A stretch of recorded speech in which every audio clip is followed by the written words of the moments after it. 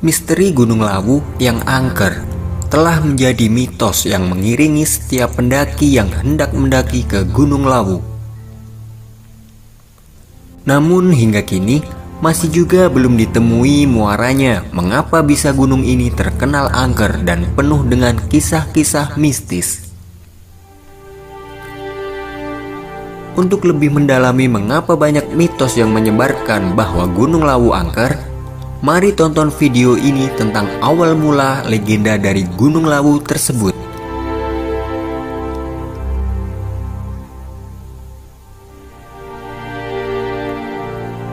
Legenda Gunung Lawu yang angker. Kisah berawal dari masa berakhirnya kerajaan Majapahit, yakni pada tahun 1400 Masehi. Kala itu, orang yang menduduki kursi kerajaan adalah Prabu Brawijaya. Beliau adalah raja terakhir dari kerajaan Majapahit. Singkat cerita, saat Raden Fatah memasuki usia dewasa, ternyata Raden Fatah memeluk agama Islam. Ia membelok diri dari agama sang ayah yang beragama Buddha. Bersamaan dengan meredupnya kerajaan Majapahit, Raden Fatah pun mendirikan kerajaan Demak yang berpusat di Glagahwangi. Sekarang lebih dikenal sebagai alun-alun Demak. Kenyataan yang membuat Prabu Brawijaya merasa gundah.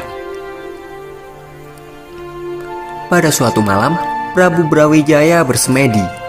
Dalam semedinya, beliau mendapatkan petunjuk yang mengatakan bahwa kerajaan Majapahit akan meredup dan cahaya beralih ke kerajaan anaknya, yakni kerajaan Demak.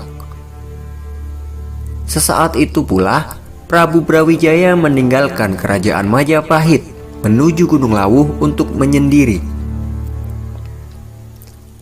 Sesaat setelah meninggalkan kerajaannya, sebelum naik ke Gunung Lawu, Prabu Brawijaya bertemu dengan dua orang pengikutnya, kepala dusun dari wilayah kerajaan Majapahit.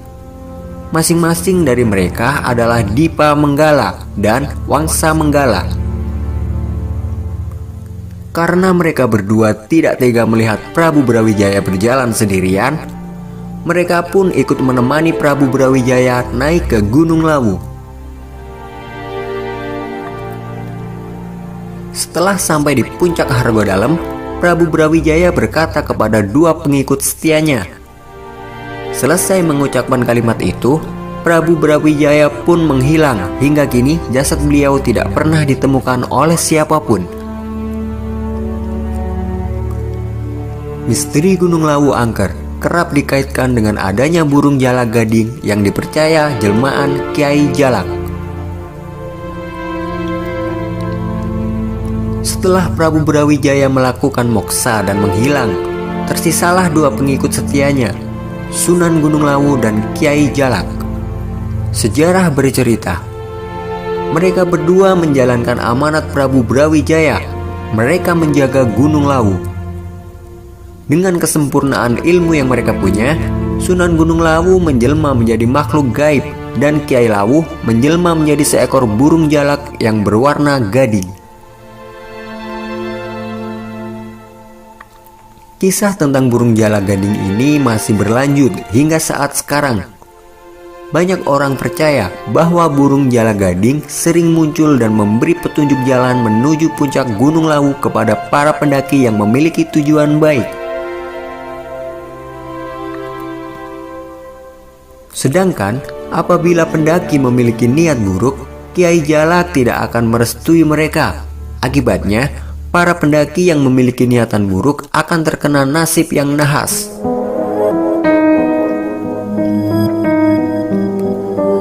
Mitos kehadiran pasar setan di lereng Gunung Lawu.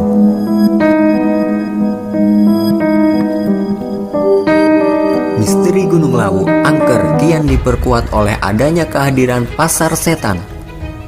Kabar ini sudah tidak asing lagi di telinga para pendaki.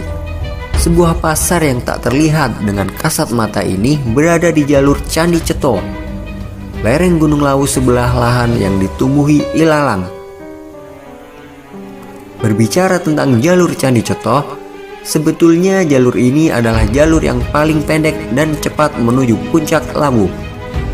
Karena perjalanan dimulai dari 1470 meter di atas permukaan laut, akan tetapi jalur pendek ini sekaligus menjadi jalur yang paling berbahaya sebab tanjakan-tanjakan di jalur ini sangat terjal. Jurang curam menganga di pinggir trek. Kabut tebal sering turun membuat jarak pandang menjadi begitu pendek dan memperbesar resiko tersesat. Sehingga kepercayaan yang mengatakan bahwa jalur ini adalah perlintasan alam gaib dan kehadiran pasar setan. Oleh sebab itulah, mengapa jalur ini berbahaya dan tidak begitu favorit. Para pendaki lebih senang memilih dua jalur lainnya, yaitu jalur Cemoro Kandang dan jalur Cemoro Sewu. Sebagian pendaki mengaku pernah mendengar suara bising seakan berada di pasar. Saat melewati sebuah lahan tanah yang berada di lereng Gunung Lawu, terdengar pula suara yang sedang menawarkan dagangannya. Konon, apabila di sana mendengar suara-suara aneh tersebut, maka hendaklah membuang salah satu barang yang kamu punya, sebagaimana orang yang sedang bertransaksi dengan cara barter.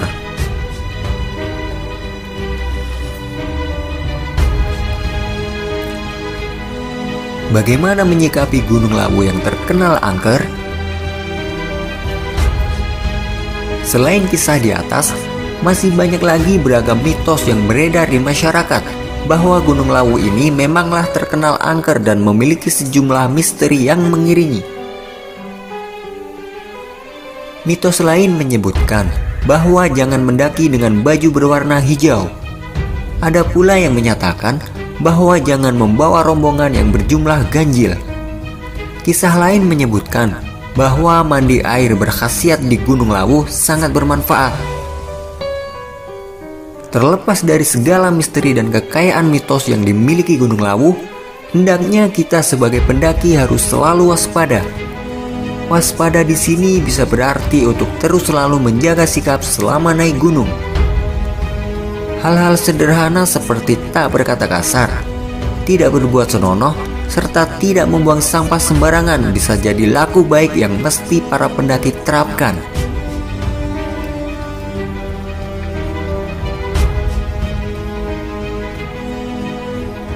Lagi pula, bukankah perilaku tersebut memang seharusnya ada dalam laku sehari-hari kita sebagai manusia?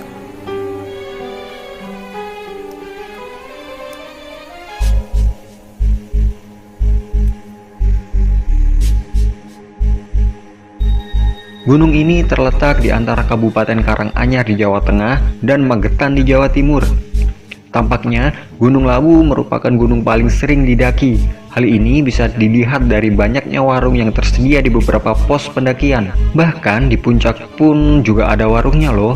Puncak tertinggi Gunung Lawu biasa disebut Hargodumilah, di mana di puncak ini terdapat sebuah monumen. Gunung Lawu sendiri merupakan gunung yang cukup mistis.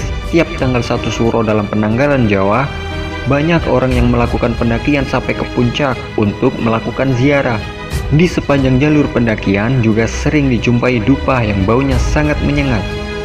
Untuk ke puncak Gunung Lawu sendiri bisa dilakukan melalui beberapa jalur, antara lain jalur Cemoro Sewu, Cemoro Kandang, Candi Cetoh, dan beberapa jalur lain. Gunung Lawu juga tak jauh dari mitos. Salah satu mitos gunung tersebut adalah terkait Ratu Kidul, si penguasa pantai selatan. Di base camp Cemoro Kandang terdapat sebuah anjuran bahwa pendaki sebaiknya tidak mengenakan pakaian berwarna hijau pupus, dan konon Ratu Kidul menyukai warna ini, sehingga ia mungkin akan menculik pendaki yang mengenakan pakaian berwarna hijau pupus. Mitos ini juga berlaku saat kita berkunjung ke Pantai Parangtritis di Yogyakarta. Mitos lain yang terpercaya oleh warga lokal adalah terkait hilangnya pendaki. Konon, jika Gunung Lawu terjadi hujan selama berhari-hari tanpa berhenti, itu tandanya sedang ada pendaki yang hilang.